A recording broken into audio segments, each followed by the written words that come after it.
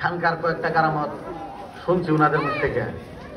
Doctor 1 মাসের time দিচ্ছে, কয় মাস বাঁচতো না। ক্যান্সার রোগ সহজে বাঁচে না।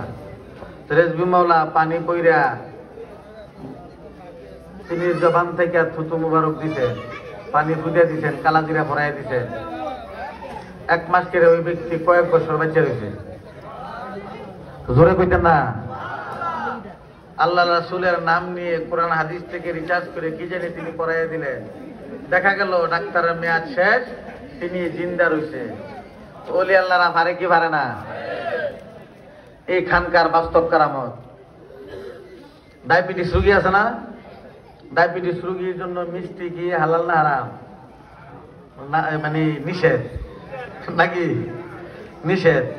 তো এখন এক রুগী, এই খানকা এক রুগী আইছে, এক হুজুর আমার ডায়াবেটিস, ওষুধ বড়ি খাই কাজ হয় না, ও মিষ্টি নিয়ে আইয়েন। সুবহানাল্লাহ কইতেন না? সুবহানাল্লাহ। তো মিষ্টি হইছে ডায়াবেটিসের শত্রু, ডাক্তারি সায়েন্টিস্টে বলতেছে। তখন রেজবি মোল্লা বলছে মিষ্টি লই তো, মানে তো মাথা নষ্ট হয়েছে গা। তখন হুজুর ডাক্তার তো নিষেধ, মিষ্টি নিয়ে আসো, ধমক দিছে। ওকে মিষ্টি নিয়ে আইছে, আইনা কইছে আনতে বেশ একটি মিষ্টি খান।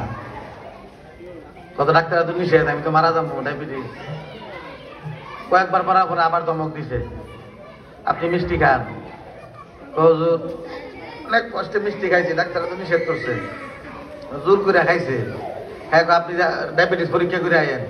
পরীক্ষা করে আয় দেখছে ডায়াবেটিস নাই। জোরে কইতেন না সুবহানাল্লাহ?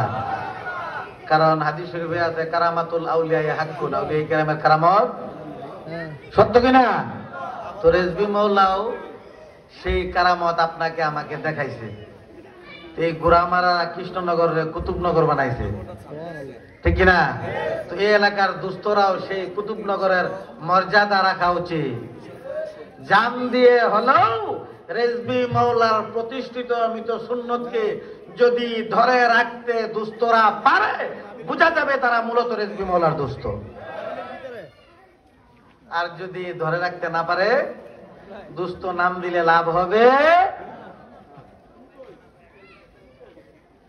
রেজবি মাওলা বিদায় নেওয়ার পরে অনেকে রুগীরা আমরা কাছে যায়, মামার কাছে যায়, আমার আম্মা জানার কাছেও আসে, দরবারও গেছে। আমি ব্রাহ্মণবাড়িয়া, মামারা প্রোগ্রামে, বদরুল ভাইও প্রোগ্রামে, এক পাগল আত্মা এক মহিলা যে অনেক লোকের থেকে শুনছি রেজবি মাওলা নিঃসন্তানদারও সন্তান দেয়।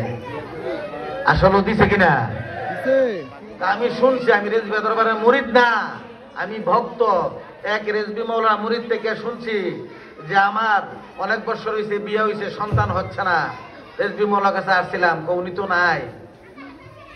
যে পাগলের লোক কথা হয়েছে, পাগল বলছে রেজবি মাওলা এই পুষ্কুনিতে গোসল করছেন, এই পুষ্কুনি থেকে পানি নিয়ে যান, আপনি সকাল বিকালে পানি খাইবেন, নিঃসন্দেহে রেজবি মাওলার উসিলায় আল্লাহ পাক আপনাকে সন্তান দান করবেন। ওই অন্ধবিশ্বাসে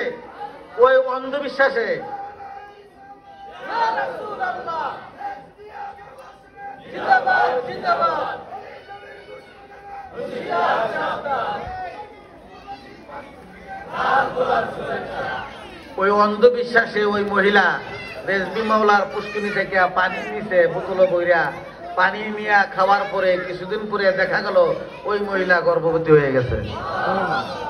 ওলি আল্লাহরা পারে কি পারে না? মানা না মানা আপনার ব্যক্তিগত ব্যাপার, আমরা মানি। কারণ হাদিস শরীফে আছে সাধারণ একজন ওলি আল্লাহ সাময়িকভাবে পর্দা করার পরে তার ক্ষমতা 70 থেকে 700 গুণ বৃদ্ধি পায়। তো রেজবি মাওলা তো সাধারণ নয়, তিনি জামানার মুজাদ্দিদ, কোরআন সুন্নাহ অনুযায়ী যিনির সুনজরে করম যার প্রতি পড়ে নিঃসন্দেহে সে ওলি আল্লাহ হয়ে যায়। না সন্দেহ আছে? এক লোক গরু আড়াইছে, কি আড়াইছে? গরু আড়াই রেজবি মাওলার দরবারও গেছে, তিনি থাকতে দেখা করতেছে, হুজুর আমি আমার গরুটা চুরি লইয়েছে। কয়দিন? 3 দিন। যে গোয়াল করে গরুটা বাঁধছিলেন, এখানে রশি টসি আসেনি, কইতারি না, কোথায় দেখেন, যদি রশি পান একটু নিয়ে আসেন। তো ওই ব্যক্তি রশি গেছে, অল্প একটু রশি পাইছে, সুরে কুম্বালা দড়ি খুলবো, কাইটা লইয়েছে গা, একটু যে রইছে এই রশিটা নিয়ে আইছে। হুজুর রশিটা আনছি, আইনা দিছে। রেজবি মাওলা এইভাবে ধরছেন, দইরা কি জানি পড়তেছেন, আর একটা গিট্টু দিছেন, আপনার গরুটা কি লাল কালার? জি হুজুর লাল কালার। আওয়াজ দিয়ে কইতেন না, এমুক জায়গায় এমুক জঙ্গলে আপনার গরুটা বান্ধা আছে, আপনি যাই নিয়ে আসেন। ঠিকই ওই ব্যক্তি যাইয়া এমুক জায়গায় যায় দেখছে গরুটা বান্ধা, যায় নিয়ে আসছে। আইসেলে কদমে করে বলছে, হুজুর আমি তো আপনার কথা শুনছি, জানি না যে আপনি মস্ত বড় ওলি আল্লাহ। সাথে সাথে তিনি কদমে পইরা বায়াতে রাসূল গ্রহণ করছে।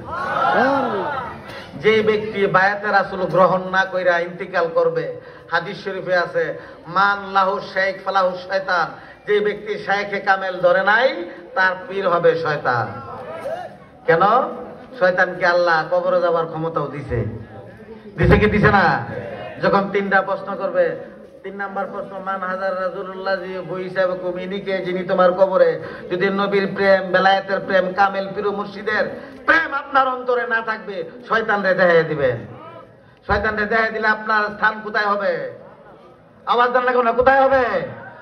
আর যার শাইখে কামেল, যে পীরের মধ্যে নবী পাকের প্রেম পুঙ্খানু রয়েছে, পরিপূর্ণ আদর্শ রয়েছে, যদি সেই নবীর প্রেম দেখাইতে পারেন আপনার প্রিয় মুর্শিদকে, আপনি স্বয়ং নুরানি নবীর চেহারা আমাকে দেখতে পাবেন।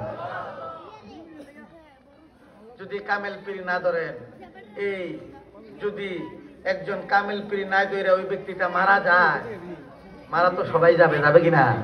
না বাঁচবে না জীবন? যে ব্যক্তি মারা যায়, নবীজি বলেন ওই ব্যক্তি জাহিলি অবস্থায় আসরের ময়দানে উঠবে। নাউজুবিল্লাহ কইতেন না? তো পীর ধরা দরকার আসেনি? আল্লাহ পাক কোরআনে তো কইছে, যে ব্যক্তি আমার বন্ধুর হাতে হাত দিল, ওই ব্যক্তি স্বয়ং আমি আল্লাহর হাতে হাত দিল। এখন যুগটা বেলায়েতের না নবুয়তের? মনোযোগ, বেলায়েতের না নবুয়তের? নবুয়তের দরজা বন্ধ, 1,02,24,000 নবী রাসূল আল্লাহ পর্যায়ক্রমে পাঠাইছেন, দরজা বন্ধ করে দিছেন। এখন বেলায়েতের যুগ জারি, কিয়ামত পর্যন্ত সাবেত। গাউসে পাক সিদুল আসরার নামক কিতাবের মধ্যে বলেন, পীরের মধ্যে দল হবে 12টা। কয়টা? 12টা দল পীর হবে। এক দল পীর জান্নাতে যাবে, 11 দল পীর মুর্শিদ জাহান্নামে যাবে। যে পীরের দলটার মধ্যে নবী ও সাহাবায়ে কেরামের আদর্শ আকীদা পরিপূর্ণ থাকবে, ওই দলটাই জান্নাতি দল। সেই দলটা আপনাকে আমাকে চিনতে হবে, মানতে হবে, বুঝতে হবে, ঠিক কিনা?